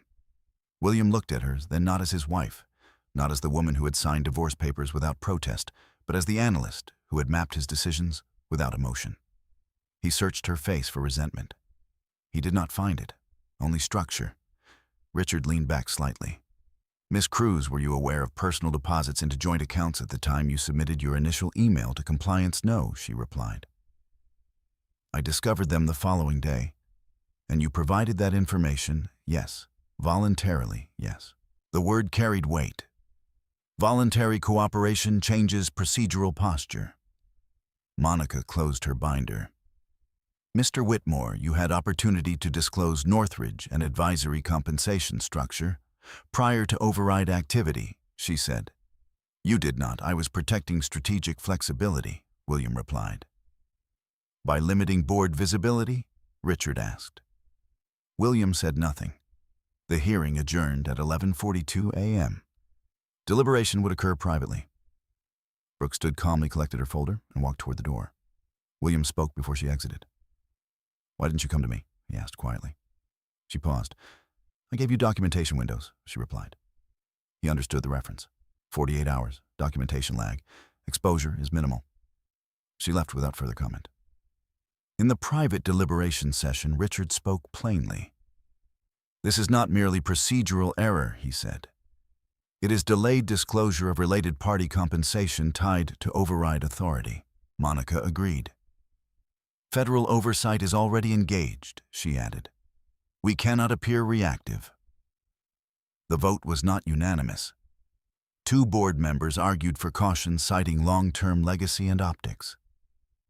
Richard responded evenly. Optics are not governance. By 2:15 p.m., a resolution was drafted. William Whitmore's suspension is converted to termination for breach of fiduciary duty and failure to disclose material related party transactions. Notification would be delivered that afternoon. No press release yet. Termination first. Public statement later. At 3:30 p.m., William received the call. He listened without interruption. Termination. Effective immediately. Equity vesting frozen pending legal outcome. He did not argue. There was no procedural avenue left internally. At 4:02 p.m., internal communication was circulated. William Whitmore is no longer employed by Whitmore Holdings. Interim governance measures remain in effect pending completion of external review. Short, measured, final. In Brooklyn, Brooke saw the update. Employment status terminated. She closed her laptop. Not relief, not satisfaction. Closure of one sequence. The federal process would continue. Civil exposure remained possible. But internally, the structure had responded. That evening, William returned once more to the apartment. He stood in the doorway. "They fired me," he said. "Yes," Brooke replied. "You could have stopped at the email." "No," she said quietly. He looked at her for a long moment. "I thought you didn't understand the pressure," he admitted. "I understood the numbers," she answered. Silence filled the room. Power had shifted. Not explosively, not dramatically, but conclusively. William had once believed visibility defined strength. Brooke had known that documentation defines consequence. And consequence, once formalized, does not reverse because someone regrets timing. Termination was internal. Federal inquiry was not. 2 weeks after William Whitmore's dismissal, a sealed request for records became an official federal investigation. It did not begin with handcuffs. It began with subpoenas. Whitmore Holdings complied. Publicly, the company released a brief statement citing governance restructuring and ongoing cooperation with regulatory authorities. No names were mentioned. No admissions were made. Privately, Agent Marcus Doyle expanded the scope. Override authorizations were now examined under potential securities misrepresentation statutes. Related party compensation structures were reviewed under disclosure obligations. The Cayman intermediary transfer flagged possible intent to obscure beneficial control. Intent matters. Documentation proves it. At 9:00 a.m. on a Thursday, federal agents served formal notice to William at his temporary residence, a furnished condominium arranged quietly by his attorney. He accepted the envelope without resistance. He had been expecting it.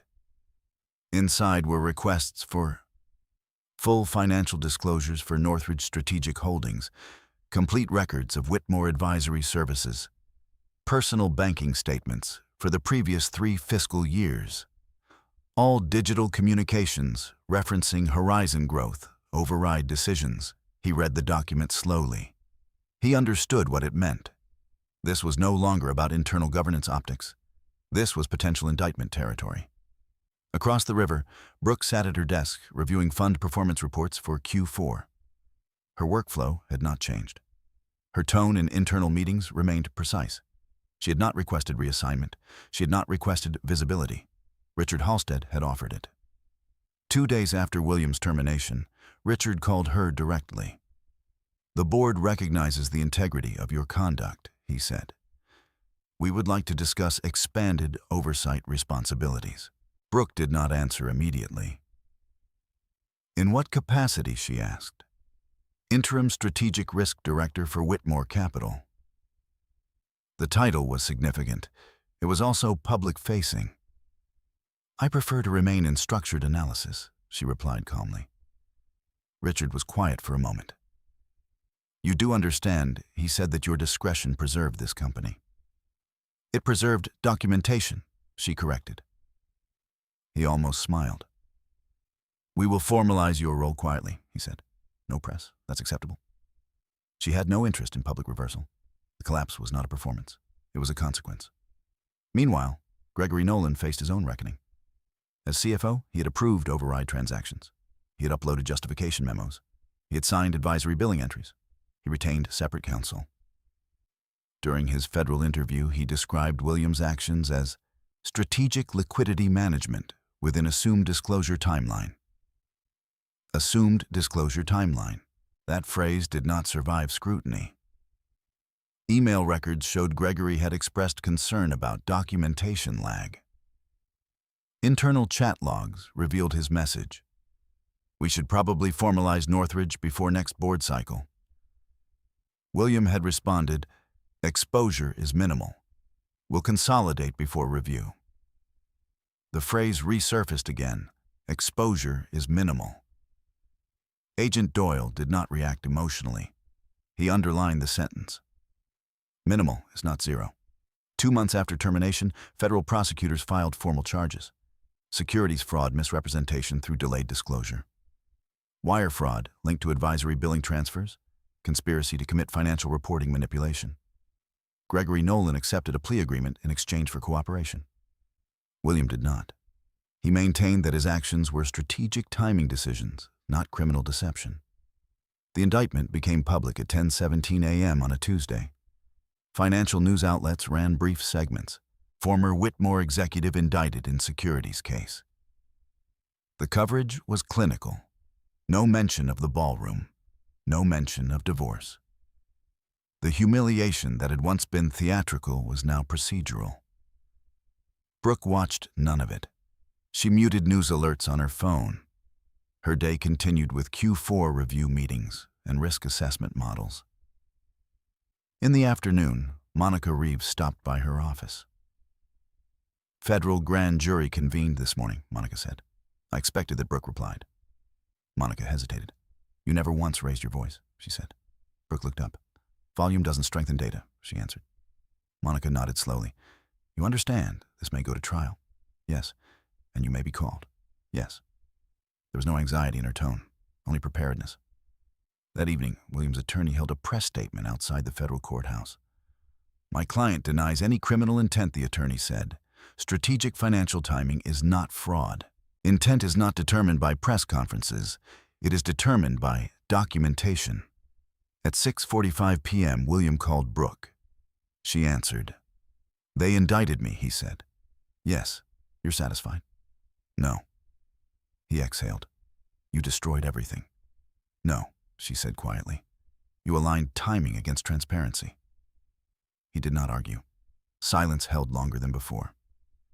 Do you regret it? He asked finally. She considered the question carefully. I regret that you thought concealment was temporary, she said. He had no response. The line disconnected. In Chicago, Whitmore Capital finalized Brooke's new appointment quietly. Interim Strategic Risk Director. She accepted on one condition, no media statement, no internal spotlight. Her office remained modest. Her title changed in internal directories. Nothing else did. 1 year earlier, she had stood beside William under chandeliers. 1 year later, she stood before a team of junior analysts explaining disclosure protocols and override thresholds. Documentation lag indicates risk acceleration, she told them. She did not mention personal history. She did not need to. In a federal courtroom weeks later, prosecutors presented the timeline override transaction, advisory billing, personal deposit, delayed disclosure, audio evidence, sequence matters. William watched as the evidence appeared on a screen larger than the ballroom stage had been. There were no chandeliers, no applause, only record. Brooke was called to testify. She answered questions without embellishment. How did you identify the pattern, the prosecutor asked. By aligning timestamps, she said. Did you intend to harm the defendant? No. What did you intend integrity of reporting? Her voice did not waver. When she stepped down from the stand, she did not look toward William. She did not need to. The collapse was no longer about power. It was about proof. And proof does not respond to emotion. It responds to sequence. The divorce hearing was scheduled for a rainy Thursday morning in Manhattan Family Court. Unlike the federal proceedings, there would be no jury. No financial news reporters waiting on courthouse steps. Divorce, even when entangled with public scandal, remains structurally private. Brooke Cruz arrived early. She wore gray this time, neutral, structured. her hair pulled back, her expression composed. Hannah Cole walked beside her tablet and hand documents tabbed and indexed. William entered 10 minutes later with his own attorney. He looked thinner, not fragile, but reduced. The indictment had shifted more than his career. It had shifted leverage. The judge, Honorable Marlene Whitaker, reviewed the filings quietly before looking up. This court understands that separate federal proceedings are ongoing, she began. Today's matter concerns dissolution of marriage and equitable distribution of assets. Equitable. The word carried weight. William had once attempted to define that word through supplemental agreements drafted for image. Now it would be defined by disclosure. Hannah stood first. Your Honor, she said, we submit that material misrepresentation regarding executive compensation structures and related party financial transfers invalidate the supplemental marital asset clarification signed prior to separation. The judge adjusted her glasses. On what basis failure to disclose beneficial ownership of Northridge Strategic Holdings and associated advisory billing revenue? Hannah replied. William's attorney objected lightly. Your Honor, the supplemental agreement was signed voluntarily. Brooke did not react. Hannah responded calmly. Voluntary consent requires informed understanding. At the time of signature, my client was not informed of related party advisory compensation linked to override authority. The judge turned toward William. Mr. Whitmore, did you disclose beneficial control of Northridge prior to your wife signing that agreement? William hesitated. No. Did you disclose advisory billing income tied to executive override decisions? No. The judge nodded once. Then the court finds that material information relevant to marital asset evaluation was withheld. She made a note. Brooke remained still. No visible relief. No satisfaction. Only acknowledgement. The proceedings moved to Asset Division. Whitmore Advisory Services had been frozen. Northridge Strategic Holdings was under federal seizure review pending outcome of the criminal case. Joint accounts had been restricted. William's equity vesting was suspended. Hannah presented structured documentation showing that Brooke's independent income from Whitmore Capital had remained separate and fully disclosed throughout the marriage. The judge studied the documents carefully. Mrs. Cruz, she said, looking up. Are you seeking punitive distribution? No, Brooke replied evenly. What are you seeking? Equitable separation. The courtroom was quiet. Equitable does not mean maximal. It means proportionate. William watched her carefully. He had expected anger, perhaps even financial retaliation. But she asked for none of it. Only restoration of what had been structurally concealed. After 2 hours of argument, the judge issued her ruling. Supplemental marital asset clarification declared unenforceable due to material non-disclosure. All marital properties subject to equitable distribution review, inclusive of advisory-related income streams. Brooke Cruz awarded full independent retention of personal earnings and structured percentage of executive compensation accrued prior to suspension. No spousal support requested or granted. The ruling was measured, balanced, firm. When the gavel fell softly, the marriage was formally dissolved.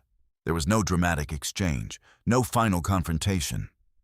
William remained seated for several seconds after the judge exited. Brooke stood. Hannah touched her elbow lightly. It's done, she said. Brooke nodded. Outside the courthouse, the rain had slowed to a mist. Reporters lingered farther down the steps, waiting for federal case updates, not family court outcomes. Brooke exited through a side entrance.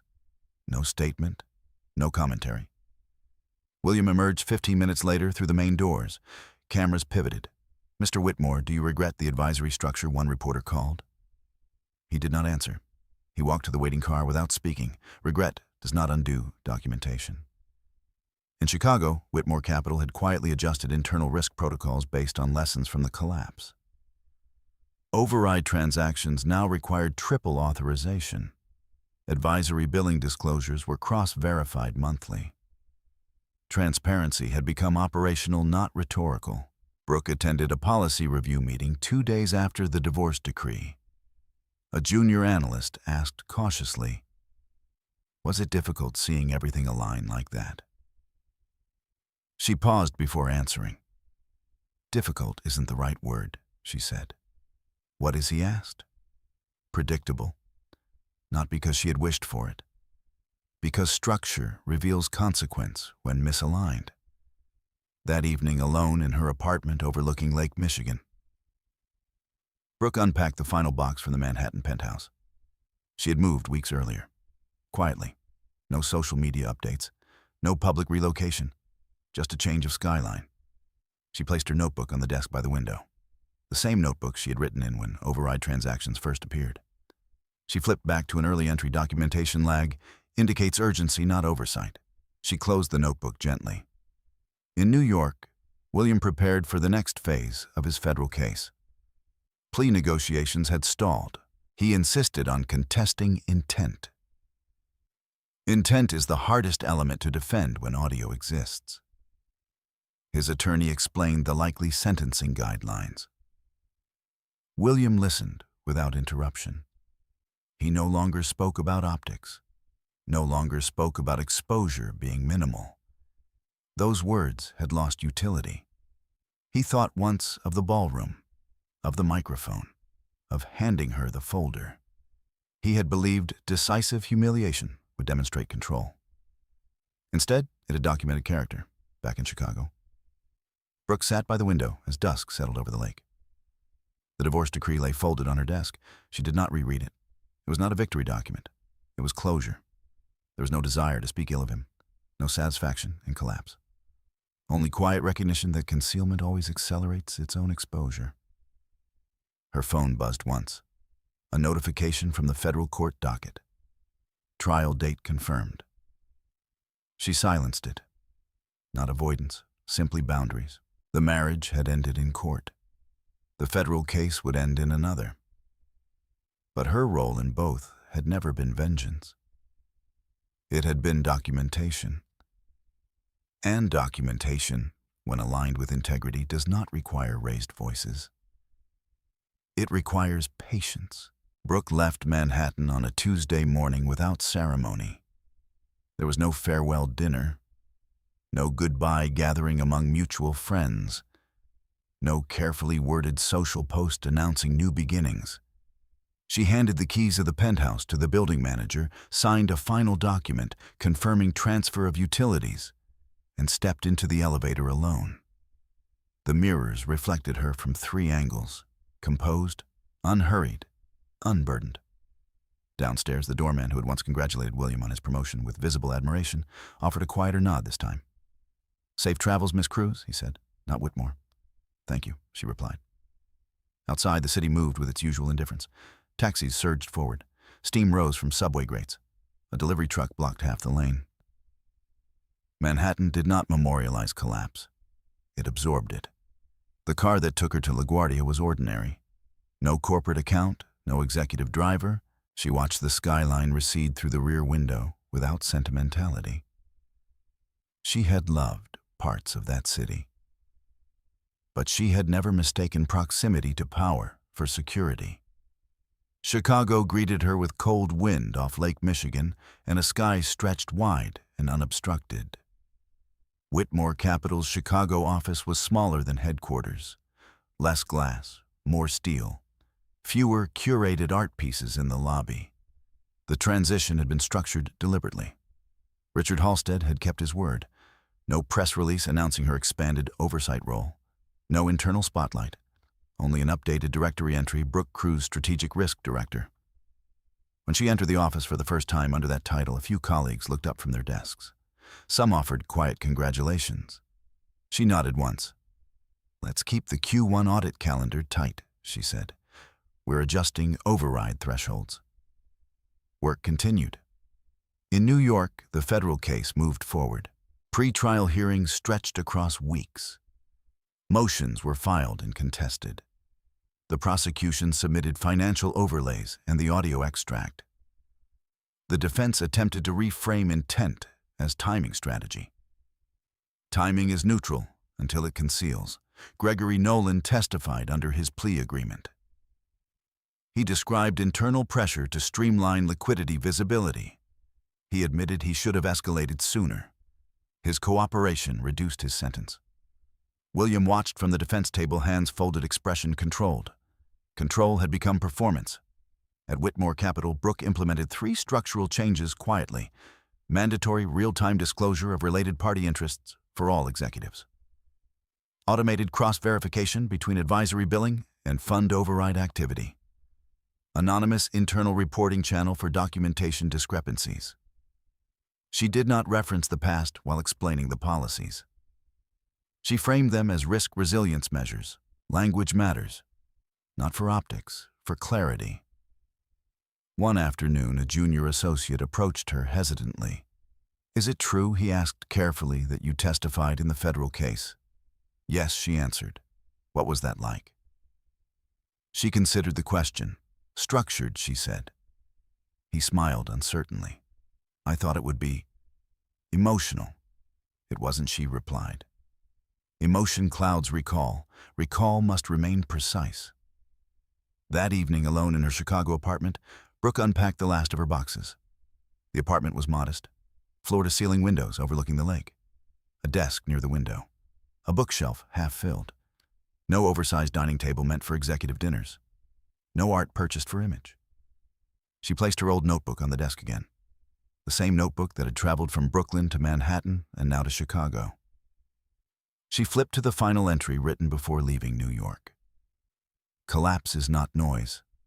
It is sequence. She closed it gently. In New York, the federal courtroom felt smaller as trial approached. Witness lists finalized, evidence indexed. The prosecution's narrative was straightforward: override authority used. Advisory compensation received. Disclosure delayed. Exposure adjusted before board visibility. The defense's narrative was equally clear: strategic liquidity management. No intent to defraud. Timing misunderstood. The jury would decide which interpretation aligned with documentation. On a gray morning, William stood before the judge to hear the verdict. Guilty on 2 counts of securities fraud. Guilty on 1 count of wire fraud. Not guilty on conspiracy charge. It was not total collapse, but it was conviction. Sentencing would follow. William did not look toward the gallery. There were no family members present, no colleagues, no spouse. Brooke learned of the verdict through a secure notification from federal docket updates. She did not attend the trial's final day. Her testimony had already been delivered. Her role was complete. She read the verdict summary once, closed the file. In Chicago, the lake was calm that evening. She walked along the shoreline without headphones. Wind carried the scent of cold water and distant traffic. She did not feel triumph. There was no internal celebration, only equilibrium. William's sentencing hearing took place 6 weeks later. The judge cited breach of fiduciary duty and deliberate delay in disclosure. He acknowledged William's prior corporate contributions. He imposed a measured sentence, not symbolic, not excessive, balanced against the scale of the offense. When William was led away, he did not resist. He did not speak. Collapse had finished its arc. Brooke did not watch the footage later that night. She was reviewing quarterly risk exposure models instead. Life had not paused for the trial. It had continued, structured, measured, quiet. At the end of her workday, she shut down her computer and turned toward the window. The lake reflected a muted sunset. She thought briefly of the ballroom, of chandeliers and microphones, of the folder handed to her with practiced confidence. She remembered signing without hesitation, not because she was powerless, but because she had already seen the numbers. Leaving Manhattan had not been escape. It had been recalibration. Power does not reside in stagecraft. It resides in structure. And structure, when aligned with integrity, does not require applause. It requires consistency. Brooke turned off the lights in her apartment and prepared for another morning of quiet oversight. No headlines, no spectacle, only disciplined transparency. 1 year later, The headlines had stopped, not because the case had been forgotten, because it had been concluded. William Whitmore was serving his sentence in a federal correctional facility upstate. His appeals had been filed structured carefully by attorneys who now spoke in measured tones about procedural misinterpretation rather than strategic liquidity. The language had changed. The phrases he once used, exposure is minimal, consolidate, before review, no longer appeared in filings. Language evolves when consequence becomes real. In Chicago, Brooke Cruz arrived at Whitmore Capital's office at 6:10 a.m., as she always did. The lobby lights were dim. The cleaning crew nodded politely as she passed. Her office door bore her title without embellishment, Strategic Risk Director. The word interim had been quietly removed 6 months earlier. She had not requested permanence. It had been offered. She unlocked her office, set her bag down, and opened the blinds overlooking Lake Michigan. The water was steel blue in early light. Still, controlled. On her desk sat a stack of reports from the previous quarter. Override transactions 0. Related party disclosures complete. Advisory billing cross-verified. The systems she had helped build were functioning. Structure does not prevent ambition. It channels it. At 7:00 a.m., she met with a group of junior analysts, new hires barely aware of the history that had shaped their compliance protocols. One of them, a young woman named Tessa, asked a question after reviewing a sample override request. "What happens if an executive pressures us to expedite documentation?" Tessa asked carefully. Brooke did not hesitate. "You document the pressure," she said. "And if it's subtle," Tessa pressed. "Especially if it's subtle." The room was quiet. Brooke did not elaborate with stories. She did not mention William. She did not need to. The policy was now cultural. Transparency was no longer theoretical. It was procedural. After the meeting, Monica Reeves called from New York. "The board wants to commend the Chicago team's audit performance," Monica said. "That's good," Brooke replied. "There's talk of expanding your oversight to include West Coast operations." Brooke looked at the lake. "I'll review the proposal," she said. Monica paused. "You never sought visibility?" she observed. "Visibility isn't stability," Brooke replied. Monica laughed softly. "True." They ended the call. In the afternoon, Brooke received a letter forwarded through legal channels. Return address, Federal Correctional Institution.